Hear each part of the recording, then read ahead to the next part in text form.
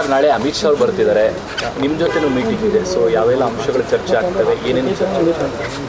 ನಾಳಿನ ಅಮಿತ್ ಶಾ ಅವರ ಒಂದು ಬೆಳಗಿನ ಬ್ರೇಕ್ಫಾಸ್ಟ್ ಮೀಟಿಂಗ್ ಏನಿದೆ,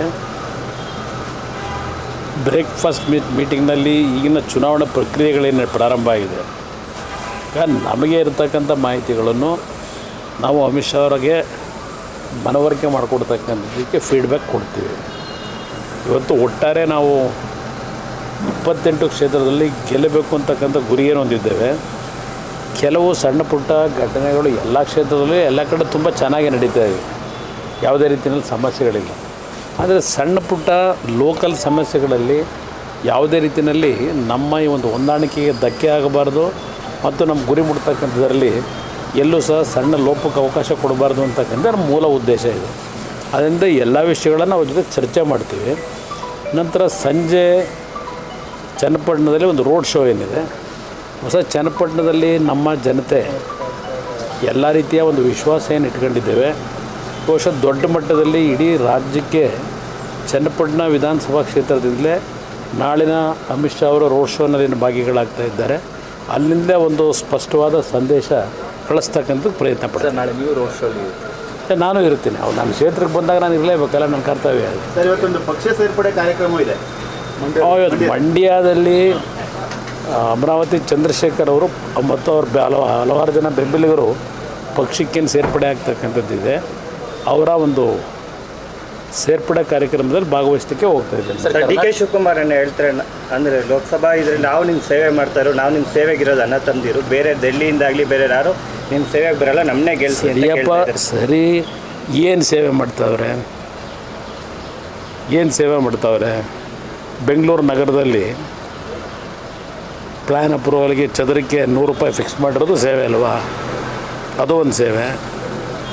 ಎಲ್ಲರನ್ನೂ ಧಮಕಿ ಆಗ್ತಕ್ಕಂಥದ್ದು ಒಂದು ರೀತಿ ಸೇವೆ. ಇದೇ ತಾನೇ ಸೇವೆ ಮಾಡ್ತಿರೋದು. ಅದರಿಂದ ಅವ್ರ ಸೇವೆನೇ ಬೇರೆ. ಸೇವೆ ಮಾಡ್ತಾ ಇದ್ದಾರೋ ಇಲ್ಲ, ರಾಜ್ಯ ಯಾವ ಪರಿಸ್ಥಿತಿ ತಗೊಂಡು ಹೋಗ್ತಾರೆ ಅಂತಕ್ಕಂಥ ಮುಂದಿನ ದಿನಗಳು ನೋಡೋಣಂತೆ. ನಾವಿರೋದು ಯಾತಕ್ಕಿದ್ದೀವಿ? ನಾವು ಹಂಗಿದ್ರೆ ಏನು ಇದೆ, ಇದಕ್ಕೆ ನಿದ್ದೆ ಮಾಡೋಕ್ಕೆ ಬಂದಿದ್ದೀವ? ಅವರೊಬ್ಬರನ್ನ ಸೇವೆ ಮಾಡೋರು. ನಾನು ಕೇಳಿದ್ದೀನಿ, ರಾಮನಗರ ಅಭಿವೃದ್ಧಿ ಬಗ್ಗೆ ಹೇಳಿದ್ದು ನೋಡಿದ್ದೀನಿ. ಏನೋ ಪಾಪ ಪಂಚಾಯತಿ ಮೆಂಬರ್ಗಿಂತಲೂ ಕೆಳಗಿಳಿದು ಕೆಲಸ ಮಾಡ್ತಾರೆ. ಮತ್ತು ಪಂಚಾಯತಿ ಮೆಂಬರ್ನ ಯಾಕೆ ಇಟ್ಕೊಂಡವ್ರೆ? ಪಂಚಾಯತಿ ಮಟ್ಟ ಇವ್ರನ್ನ ಲೋಕಸಭಾ ಸದಸ್ಯರು ಮಾಡಿರೋದು ಪಂಚಾಯತಿ ಮಟ್ಟಿಗೆ ಇಳಿದು ಕೆಲಸ ಮಾಡುವಂತ. ಪಂಚಾಯತಿ ಮತ್ತು ಸದಸ್ಯರು ಏನು ಮಾಡಬೇಕು? ಇವರು ಅಲ್ಲೇ ಹೋಗಿ ಕೈ ಹಾಕ್ಬಿಟ್ರೆ ಆ ಪಂಚಾಯತಿ ಸದಸ್ಯರ ಪರಿಸ್ಥಿತಿ ಏನಾಗಬೇಕು? ಅದರಿಂದ ಅವ್ರ ಮಾತುಗಳಿದೆಯಲ್ಲ, ಆ ಮಾತುಗಳಿಗೂ ಅವರ ನಡವಳಿಕೆಗಳಿಗೂ ಬಹಳ ಅಜಗಜ ಅಂತ. ಸರ್, ಮಂಜುನಾಥ್ ಅವರು ಅಭ್ಯರ್ಥಿ ಆದಾಗಿದ್ದ ಭಾವನಾತ್ಮಕ ವಿಚಾರ ಸರ್. ಕರೋನಾ ಟೈಮಲ್ಲಿ ಪಲ್ಲಕ್ಕಿ ಹೊತ್ತಿದ್ದ ಡಿ ಕೆ ಸುರೇಶ್ ನಾವೇನು ಕೇಳಿದೆ ನಾನು ಅದನ್ನು. ಪಲ್ಲಕ್ಕಿ ಟೈಮ್ ಎಲ್ಲೋಗಿದ್ದು ಇದು ಸರ್, ಪಲ್ಲಕ್ಕಿ ಅಂತೀನಿ, ಇದು ಮನೆ ಮನೆಗೆ ಔಷಧಿ ಕೋವಿಡ್ ಪೀರಿಯಡ್ನಲ್ಲಿ ಎಲ್ಲೋಗಿದ್ರು ಕುಮಾರಸ್ವಾಮಿ ಅಂತ ಕೇಳ್ತಾರೆ. ಅನಿತಾ ಕುಮಾರಸ್ವಾಮಿಯವರು ರಾಮನಗರದ ಶಾಸಕರಿದ್ದರು, ನಾನು ಚನ್ನಪಟ್ಟಣದ ಶಾಸಕ ಇದ್ದೆ. ರಾಮನಗರ ಚನ್ನಪಟ್ಟಣಕ್ಕೆ ನಾನು ಏನು ಸೇವೆ ಸಲ್ಲಿಸಬೇಕು, ಪ್ರಚಾರ ಏನು ಮಾಡ್ಕೊಳ್ಳಿಲ್ಲ. ಪ್ರತಿ ಕುಟುಂಬಕ್ಕೆ ದಿನಸಿ ಕೊಡ್ತಕ್ಕಂಥದ್ದು ಎಲ್ಲ ನಾವು ಮಾಡಿದ್ದೇವೆ. ಕಿಟ್ಗಳು ಕೊಟ್ಟಿದ್ದೇವೆ, ಫುಡ್ ಕಿಟ್ಟನ್ನು ನಾವು ಡಂಗುರ ಹೊಡ್ಕೊಂಡ್ವಾ. ಪಾಪ ಅವರು ಒಂದು ಮಾತು ಹೇಳಿದ್ದಾರೆ, ನಾನು ನಿಜಕ್ಕೂ ಅಯ್ಯೋ ಅನ್ನಿಸ್ತು. ಪಾಪ ಇವರು ಹೆಣ ಹೊರಕ್ಕೂ ಹೋಗಿದ್ರಂತೆ. ನಾವು ಹೆಣ ಹೊರತಕ್ಕಂಥ ಪರಿಸ್ಥಿತಿಗೆ ಜನಗಳನ್ನು ಹೆಣವಾಗಲಿಕ್ಕೆ ಬಿಡದೇ ಇರ್ತಕ್ಕಂಥದ್ದಕ್ಕೆ ನಮ್ಮ ಗಮನಕ್ಕೆ ಬಂದಿರತಕ್ಕಂಥದ್ದೇನಿತ್ತು, ಅವ್ರ ಜೀವ ಉಳಿಸ್ಲಿಕ್ಕೆ ಪ್ರಯತ್ನ ಪಟ್ಟಿದ್ದೇವೆ. ನಾವು ಜನಗಳನ್ನು ಹೆಣವಾಗಿ ಕಳಿಸ್ತಕ್ಕಂಥ ಕೆಲಸ ನಾವು ಮಾಡಲಿಲ್ಲ. ನಮ್ಮ ಕೈಲಾದ ಮಟ್ಟಿಗೆ ಹಲವಾರು ಆಸ್ಪತ್ರೆಗಳಿಗೆ ಫೋನ್ ಮುಖಾಂತರ ಅವರ ಜೀವ ಉಳಿಸ್ತಕ್ಕಂಥ ನಿಟ್ಟಿನಲ್ಲಿ ಸೇವೆ ಸಲ್ಲಿಸ್ತಕ್ಕಂಥ ಕೆಲಸ ಮಾಡಿದ್ದೇವೆ. ಅವರು ಪಾಪ ಜನಗಳು ಸಾಯಿಸಿ ಹೊರ ಕೆಲಸ ಮಾಡವ್ರೆ ಅಷ್ಟೇ ಅಲ್ವ ಅವ್ರು ಹೇಳ್ತಾ ಇರೋದು. ಅವ್ರ ಅರ್ಥ ನಮಗೂ ಅವ್ರಿಗೂ ಇರೋ ವ್ಯತ್ಯಾಸ ಅಲ್ಲ ಸರ್. ನಿನ್ನೆ ಚಿಕ್ಕಬಳ್ಳಾಪುರ JDS ಮುಖಂಡರೆಲ್ಲ ಕಾಂಗ್ರೆಸ್ ಸೇರ್ಪಡೆ ಆಗಿದೆ ಸರ್. ಬಚ್ಚೇಗೌಡರ ಮಳೆ ಸ್ನೇಹಿತರೇ ಕೆಲವು ಸ್ಥಳೀಯವಾದಂಥ ಕೆಲವು ಸನ್ನಿವೇಶಗಳು ನಾನು ಕರೆಸು ಮಾತನಾಡಿದ್ದೆ. ನಾನು ದುಡುಕಿ ನಿರ್ಧಾರ ಮಾಡಬೇಡಿ ಅಂತಲೂ ಹೇಳಿದ್ದೆ. ಹೋಗಿದ್ದಾರೆ. ಆದರೆ ಪ್ರಮುಖವಾಗಿ 170-80 ಭಾಗ ಪಕ್ಷದ ಮುಖಂಡರುಗಳಾಗಲಿ ಕಾರ್ಯಕರ್ತರಾಗಲಿ ಪಕ್ಷ ಬಿಟ್ಟು ಹೋಗಿಲ್ಲ. ಅವರು ಒಂದು 8-10 ಜನ ಅವರ ಅಭಿಮಾನಿಗಳು ಅವ್ರು ಹೋಗಿರ್ಬೋದು.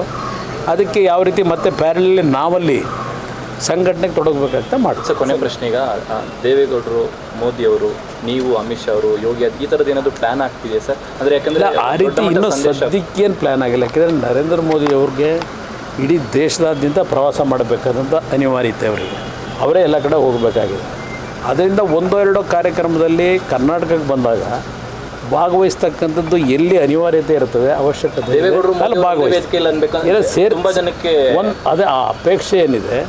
ಯಾವುದಾದ್ರು ಒಂದು ವೇದಿಕೆಯಲ್ಲಿ ಬಹುಶಃ ಅವರಿಬ್ಬರು ಜೊತೆಗೂಡಿ ಪ್ರಚಾರ ಮಾಡ್ತಾರೆ. ಸರ್, ಮಂಡ್ಯ ವಿಚಾರಕ್ಕೆ ನಾನು ಸಭೆ ಮಾಡಿದ್ದೀರಿ ಸರ್ ಅಶ್ವತ್ಥ. ಇಲ್ಲ, ಎಲ್ಲ ಬಿ ಜೆ ಪಿ ನಾಯಕರುಗಳನ್ನು ಕರೆಸಿ ಅವ್ರನ್ನ ವಿಶ್ವಾಸ ತಗೋಬೇಕಲ್ಲ. ಬಿ ಜೆ ಪಿ ಅಭ್ಯರ್ಥಿಗಳಾಗೇನು ಚುನಾವಣೆ ನಡೆಸಿದ್ದಾರೆ, ಅವ್ರನ್ನ ಕರೆಸಿ ಅವ್ರನ್ನ ವಿಶ್ವಾಸ ತಗೊಳ್ತಕ್ಕಂಥ ನಿಟ್ಟಿನಲ್ಲಿ ಚರ್ಚೆ ಮಾಡಿ. ನೀವು ಬೆಂಗಳೂರು ಗ್ರಾಮಾಂತರಕ್ಕೆ ಪ್ರಚಾರಕ್ಕೆ ಹೋಗ್ತೀವಿ, ಯಾವಾಗ ಹೋಗ್ತೀವಿ? ಇಲ್ಲ, ನಾನು ಹೆಚ್ಚಿನ ಸಮಯ ಬೆಂಗಳೂರು ಗ್ರಾಮಾಂತರದಲ್ಲೇ ಇರ್ತೀನಿ.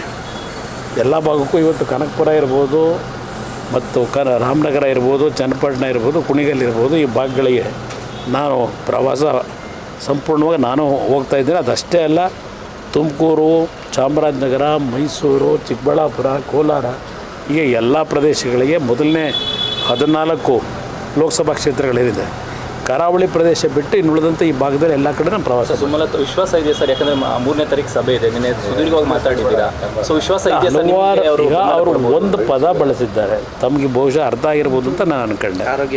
ಆರೋಗ್ಯಕರವಾದಂಥ ಚರ್ಚೆ ಅಂತಕ್ಕಂಥದ್ದನ್ನು ಏನು ಹೇಳಿದ್ದಾರೆ, ಬಹುಶಃ ಅದು ಸೂಕ್ಷ್ಮವಾಗಿ ಅವರು ಆ ಒಂದು ಫಲಪ್ರದ ಆಗಿದೆಯೋ ಇಲ್ಲವೋ ಅಂತಕ್ಕಂಥದ್ದು ಆ ಪದದಲ್ಲಿ ಇದೆ ಅಂತ ಅದಕ್ಕೋಸ್ಕರಲೇ ಅವರೀಗ ಮಾತಾಡ್ತಾ ಇರ್ತಕ್ಕಂಥದ್ದು. ಭಯ ಬಿದ್ದೇ ಮಾತನಾಡ್ತಾ ಇದ್ದಾರೆ. Thank you.